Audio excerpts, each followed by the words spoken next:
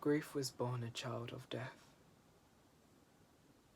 His cries impeded sunshine so the flowers could not rest. Grief was adamant to stay in the dark, but time was ticking and so was his heart. Each day he tried to get a little closer to the light. It wasn't easy at first, but then he saw the beauty of sunlight.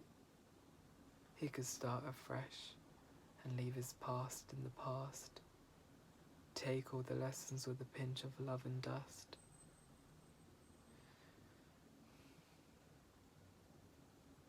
Grief was two when he chose to leave the dark. Grief's friend Depression chose to part around the same start. Grief and depression were met with hope and reflection at the finish line. They all walked towards the light and said hello to sunshine. After dining together, they ended the night with moonlight. The flowers bloomed and went to sleep, along with grief and his plight. The story about the boy named Grief. Hi everyone, I'm no longer in the dark, no worries, I'm with sunshine now and we're doing great. Hi everyone, welcome back to my channel. If you've been here before, I'm Inda, I'm a freelance actor and apparently a spoken word person as well. Poet? Sure, let's go with that. This is my brand new poem that I just uploaded on Inda Writes on Instagram, so check that out. It's about grief and it was inspired by my brand new film debut that I'm gonna be starring in. It's an ensemble cast and it's called Bucking. It's about grief and friendship, and this poem was inspired by thinking about how grief impacts us, you know, and I put it in a really poetic way. I mean, I hope I did, and I hope I did it justice, but there's this thing that genius do where they like unpick like lyrics and stuff like that, which I really love, so I'm gonna try and do that with my poem. So I'm gonna put that in now. Okay everyone, this is my genius parody to the story about the boy named Grief. Let's get into it. I've also made notes while I'm doing this, so if I look over here, it's because I'm reading some of my notes because I don't want to miss any important bits. Okay, so I start off the poem with the line, "Grief was born a child of death." So a very common consequence of death is experiencing the emotional reaction of grief. You know, it's very typical, which is why I almost created this scenario where death is giving birth to grief, because that's what it does in like real life, you know. His cries impeded sunshine so the flowers could not rest. This is a very important line in the poem because it's almost the foundation of the poem, because grief is trying to get to sunshine where he can get peace. And that's the whole scenario that's happening in the poem. And it's very metaphorical, but it's also very literal. Like, this is what the emotional journey of grief looks like. I've put all of this into like better phrasing on my laptop in my notes, so I'm going to read some of that out for you guys. When you don't let go of your losses, you not only hinder your own peace, but you hinder the thing that you've lost peace also. So by grief still crying and, you know, choosing to, you know, harp on the death still, he's not letting the metaphor of the flowers get peace, you know. Flowers in this sense I almost use as a metaphor for human life. Like the cycles are very the same. Like you have your life and then you have the death and then, you know, the rebirth, if you believe that, you know, to each their own. Anyways, let me read out what else I've written. So I use this idea of flowers and the need for them to experience sunlight as a metaphor for the importance of moving on and making peace with things, because that's the only way to begin new beginnings. So for the flowers to rest, which is a metaphor for human life, we need sunlight to come together. But because grief is holding on to this loss, there can't be this meeting between them, which is why there is no peace yet. What else have we written? Harping on what you've lost will only keep you in a dark and depressive state. Flowers are typically associated with death, like funeral, their life cycle, which I just talked about. And it worked well for the line and imagery of the poem. It really did. It came really naturally, this poem, to me. Let's move on. Grief was adamant to stay in the dark, but time was ticking and so was his heart. When people die, like, it's very typical for people to stick with the past memories of this person and, you know, reminisce and do all of these things, but it's not healthy doing it to an extent where you stop living your own life and move on with your life, which is kind of what this line is about. And it's also talking about how precious your time on earth is, because we don't know when we're going to go. You know, you might as well make the most of it while you're still here. Each time he tried to get a little closer to the light. I love this line because it shows the attempt to move on. You know, grief isn't an overnight thing, and I wanted to give grief a sense of a character. I wanted to give him a characteristic that people could feel sympathetic towards him for. You know, like, he's trying, but there's still something there which is keeping him in the dark. It wasn't easy at first, but then he saw the beauty of sunlight. I love this line. This line, I almost turned these, like, things into people, and then I was like, let me roll with this, alright, because I like it. It was interesting. Let me read what I wrote over here. So I almost intentionally, at this moment of writing the poem, created a love affair between grief and sunlight. I did, unintentionally. I never had the intention before. In fact, writing the poem, grief was just an emotional reaction. But I continued this because I thought it was more fun and unique.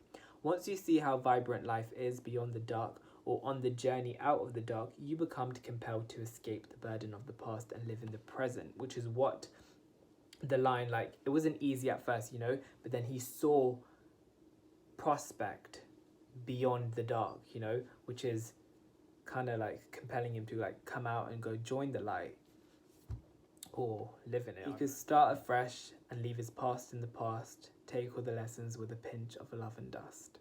So similar to what I mentioned previously, this line talks about, like, how he has an opportunity to escape the past.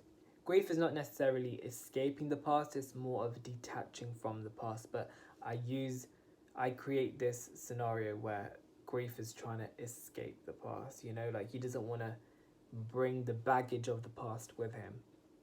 What else? The second part of the line, take all the lessons with a pinch of love and dust, is truly significant because digesting the past with love means to be kind and empathetic towards the things I didn't know and I couldn't control. The dust reference is almost meaning like it's old and we're living in the new now. I love that. The line is significant in grief's emotional detachment with the past. Now I want to make this clear. Grief doesn't hate his past. What he's leaving in the past is his depression. This is where there's almost a Volta. Grief was 2 when he chose to leave the dark. When writing this line, it was very natural for me to just say 2 years he was ready to move on, which is metaphorically but also literally again. But in the sense, in the storyline, he's ready to move on from the dark, leave it and go. So yeah, it just felt very natural to say, and it's typically like a normal time span for people to get over their losses or make peace with it. I also read on Google, when I was Googling, like, what the number 2 angel meaning was or something like that, and it says it's a symbol of partnership and balance, but sometimes it may also be the symbol of opposition and conflict, which I thought, well, makes sense. It works with the story because grief is at a crossroad right now where he's getting ready to leave, but he can also revert back, like, in an instance as well, you know. Grief's friend depression chose to part around the same start. I love the rhyming of this. I didn't really know if it made sense at first when I wrote it, but I was happy with it. Yeah, so depression is a very typical accomplice to experiencing grief, you know. I just thought to, you know, carry on the personification of these emotional reactions in the poem by making depression his bestie, you know, and it worked well. So grief and depression were met with hope and reflection at the finish line. So now grief and depression are out of the dark, and now they're literally, would I say they're in the new year? Well, they're gonna walk a little bit, hint hint, but they're very close to the actual light. So let's see what I wrote over here. Over here I wrote, I personally think that the personification of this poem is what makes it so special, because these characters feel like real people and you can relate to them. When entering your new beginnings, you see promise and vibrancy of the for the future, along with hardcore lessons still to be learned and the process of applying what you have learned in the past in your present. So they're at the finish line of the dark, like I said before, but they still have lessons to be learned, like, you know, it's life. We're always learning lessons. They all walked towards the light and said hello to sunshine. I love this line. Finally, grief and sunshine are meeting, and hint hint, what's going to happen with the flowers. This is a cute filler line, but also very important to see grief and sunshine's relationship character development. After dining together, they ended the night with moonlight. The poem is not only a journey discussing grief's journey towards the light, the poem is a journey in itself, you know, like we started with sunshine now, and now we're going to they're ending the night with moonlight, you know, so it's a very natural shift, which I loved.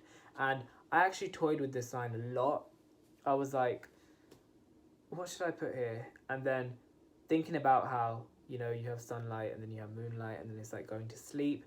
It all naturally progressed really easily, so I stuck with it. I also wanted to add moonlight in it, you know, as a character, to show readers progress, you know, like time is going by, like while grief is making peace with his death, loss, whatever. The flowers bloomed and went to sleep, along with grief and his plight. So I take it back to line number 2. Now we have a resolution. So at the start, there was the conflict of sunshine and grief.